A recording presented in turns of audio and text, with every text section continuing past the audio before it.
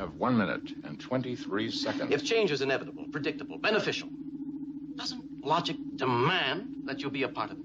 One man cannot summon the future. But one man can change the present. I'm Mr. Steve, and I'm in love. In love with the U.S. Constitution. What is this? There's something wrong with the house! I don't like change! I think I'm well on record as saying that I oppose the idea of an Article 5 convention, whereas I've learned this week they're called A5Cs. You can't make this stuff up.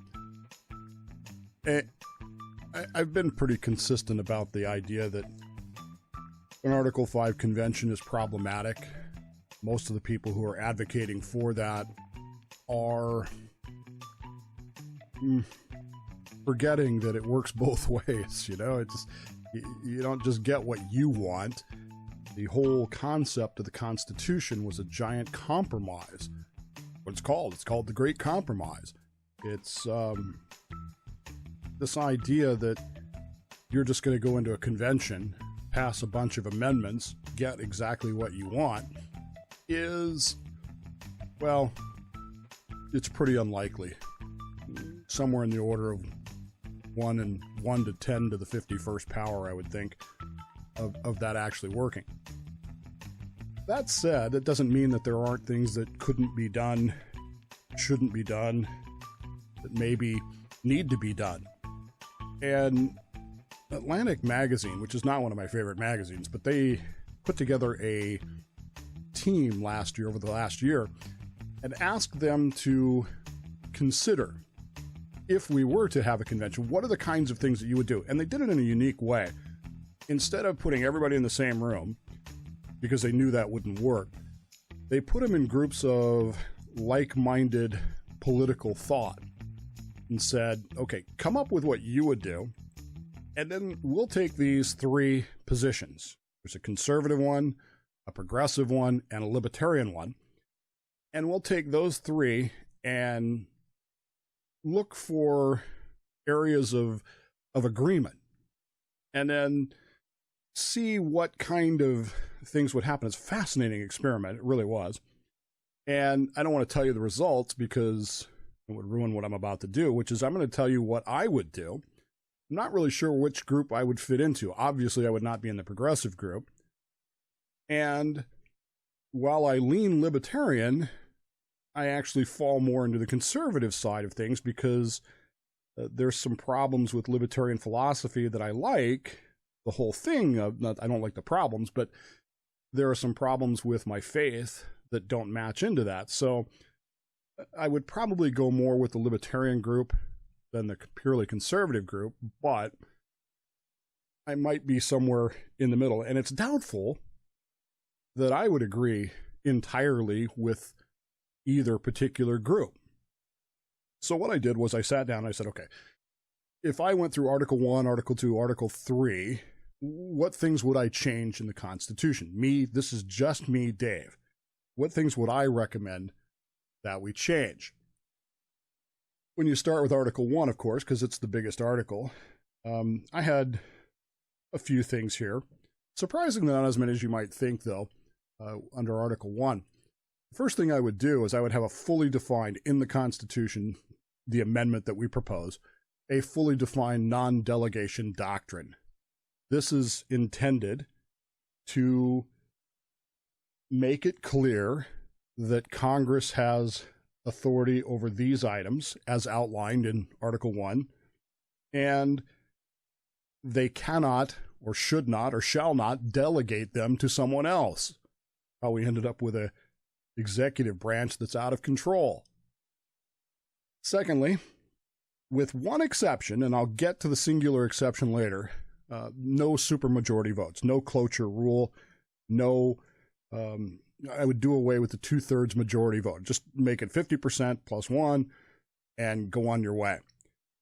Where that might be a problem is in the case of amendments, because amendments do require a 2/3 vote in Congress, but maybe it's time to lower that a little bit and see what it is. Now, there is one case where I've kept the supermajority.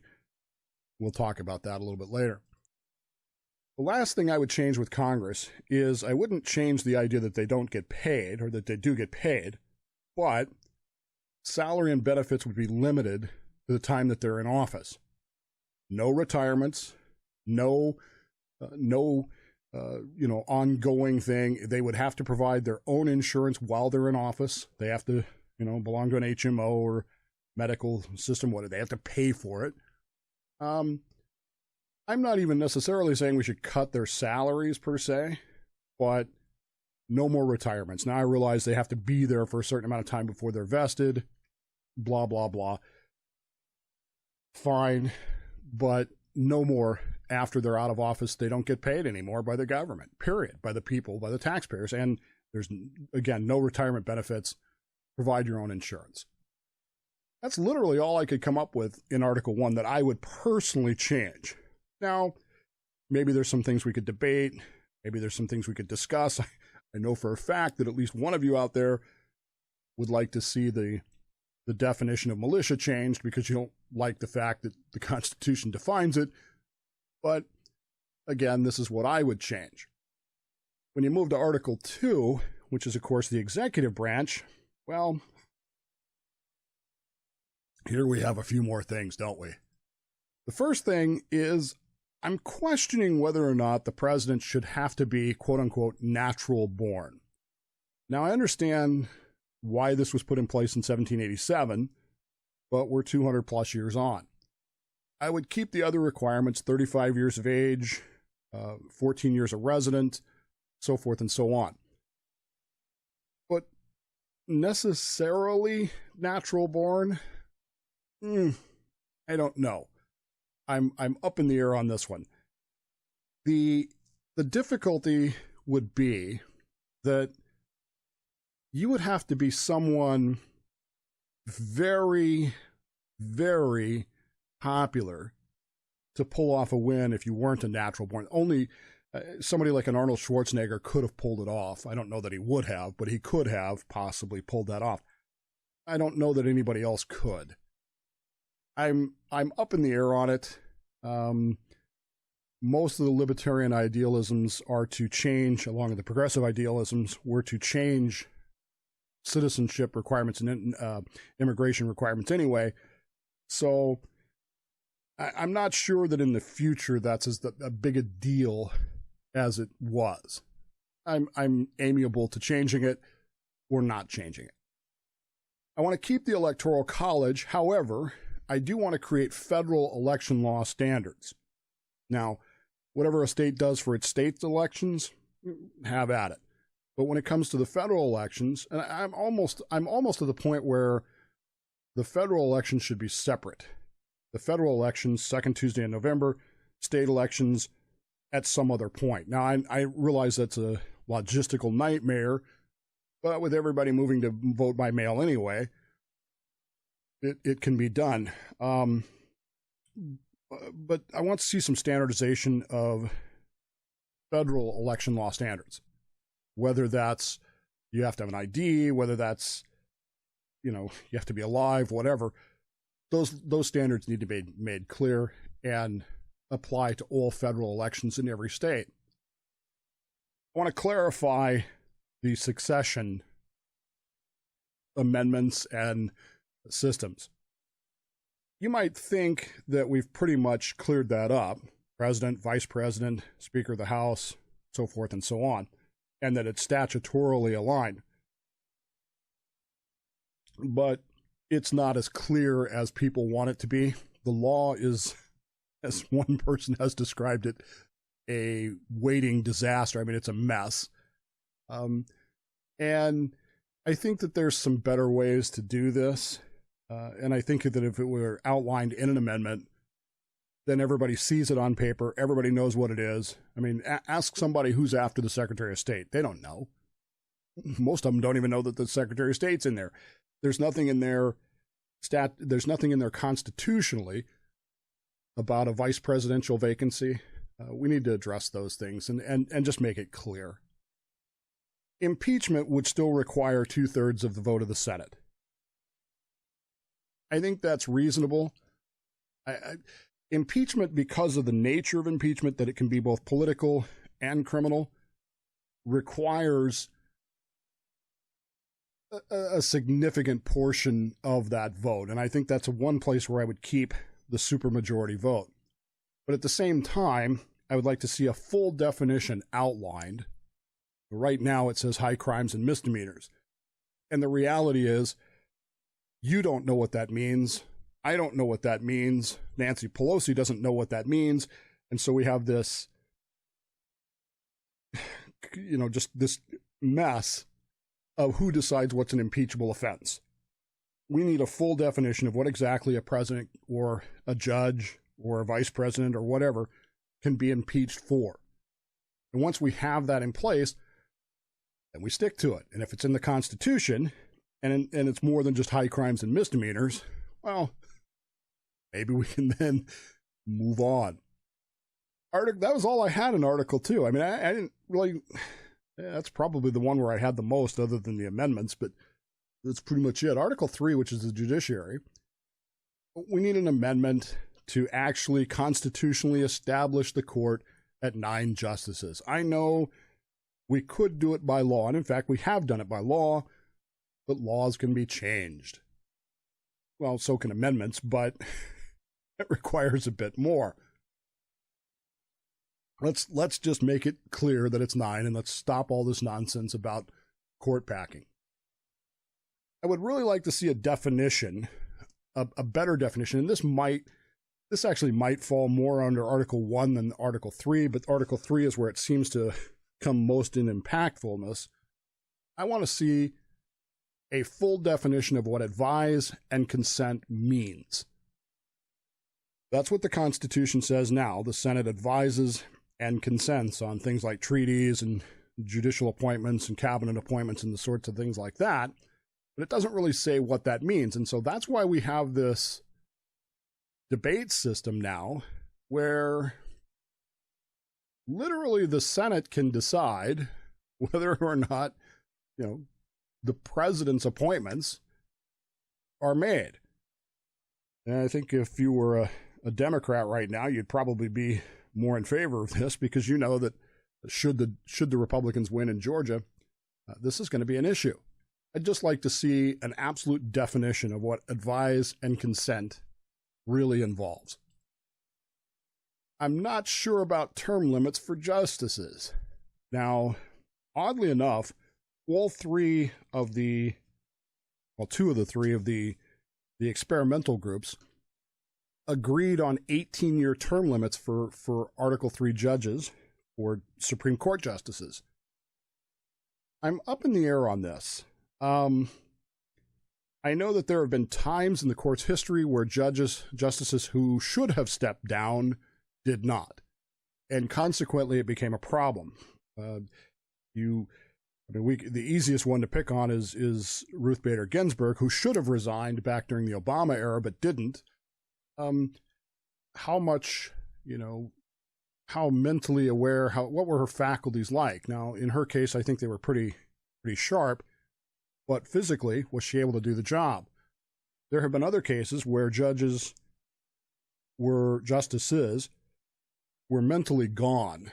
And in at least one case, in a landmark case, the court had to literally wait for that judge to die before they could issue their decision. Things like that are important enough to at least warrant a discussion about term limits. The 18 years to me seems too short. I would like to see a 20 or 24 year limit. Why 20 or 24 versus 18? Because 20 and 24 are divisible by 4, which is an election cycle, versus 18, which is not. So, I mean, a senatorial election cycle, sure, but I would like to see. I think it's time to at least discuss this. I'm not totally on board with it yet, but I think it's time to at least have that discussion. So when I look at the first 3 articles, that's what I come up with. I didn't really look at 4, 5, 6 with regards to that because I didn't really think there was much applicable there for change purposes, but there are some other things, particularly in the amendments. Number one, and we at last clarify the Second Amendment. This amendment is going to be a flashpoint throughout the rest of our existence until we define whether the comma is supposed to be there or not supposed to be there. What do I mean? A well-trained militia being necessary to the security of the state, comma, blah, blah, blah. Do we need a militia? Do we not need a militia? Do you need to have a militia to have a gun? Do you not need to have a militia to have a gun? Now, again, I know how most of you think, and I agree with you. I don't think you do. But let's clarify it. Let's make it clear, and let's get it done. Now, again, this is what I would like to see, not necessarily what, a progressive would like to see. A progressive would like to see it done away with. But I think if we clarified it, it would go a long way. I'd like to see the Third Amendment expanded to more than just quartering. Why do I say that? Well, I think that there are issues with government intrusion in our homes, smart meters and the like, that are borderline violations of the Fourth Amendment, except they're not really searches. But it clearly indicates that the government is investing itself into our homes. I'd like to see the Third Amendment kind of expanded beyond quartering. If failing that, let's make it clear in the Fourth Amendment, searches and seizures, that seizures could be information and behavior modification. I would like to see a stronger takings clause, a stronger enforcement element for the takings clause of the Fifth Amendment. As you know, I am deeply appalled and offended by the concept of eminent domain.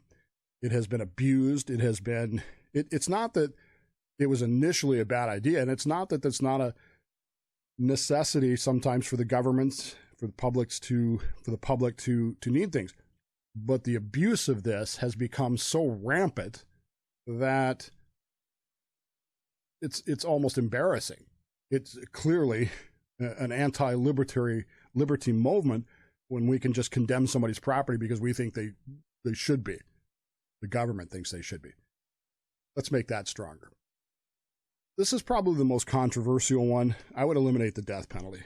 There's a lot of reasons why. I think I've told you them through the years. It's not that I'm anti-death penalty. I'm not. There are cases that certainly warrant the death penalty, and there are scenarios and situations where the death penalty has certainly been earned, and I have no problem with executing people in that position. What I have a problem with is the length to which it goes in the appeals processes. Make it literally a mockery of justice. I mean, they really do. And the expense that's involved with this is so outrageous that it's no longer worth it. Make it life without possibility of parole. I realize somebody go, well, we have to take care of them the rest of their life. Believe me, it costs more to kill them than it does that. It's simply a practical thing. Courts are inundated with these death penalty appeals and the likes of that. Let's just eliminate the death. Let's just take it off the table, and try to smooth things out a little bit. It's not that I'm against the death penalty. I'm not. Don't send me the emails going, hey, I can't believe you don't believe the excuse. I do, but we've had so many problems and so many difficulties with the way we've enforced it. It's just not worth it anymore. Lastly, I would repeal the 16th and 17th Amendments. Oh, Dave, you're anti-tax. Not necessarily. There are ways to do an income tax without the 16th Amendment. There would be ways to fund the government without the 16th Amendment. In fact, we did before the 16th Amendment. Prohibition had a lot to do with the passage of the 16th Amendment, and we don't have prohibition anymore. So what the hell? Let's do away with the 16th Amendment. The 17th Amendment is a little more problematic. This is the direct election of senators. Senators are supposed to represent the state's issues. Now, the problem with why the 17th Amendment was put in place in the first place was because the public perception of the Senate was that it had become a millionaires club purchased by rich people via state legislators, and then they wouldn't go do their jobs because they had no accountability.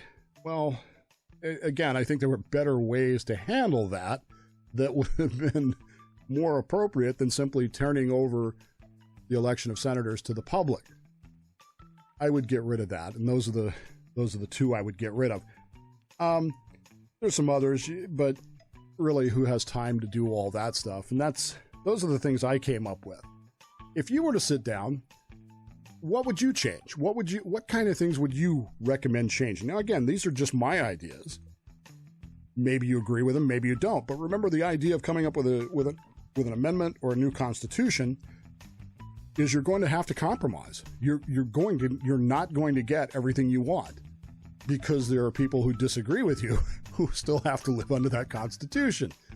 So what kind of things would you change? What kind of things would you look at doing? Drop me an email, dave@thedavebowmanshow.com, or comment on the video or the Facebook or the MeWe page, and let me know what you're thinking. And you can be as detailed as you want. These I will actually read, and if we get enough of them, maybe we'll put together a show in the future where we talk about what other people have recommended as well. Meanwhile, send me that email, dave@thedavebowmanshow.com, and let me know what you would change if you were asked.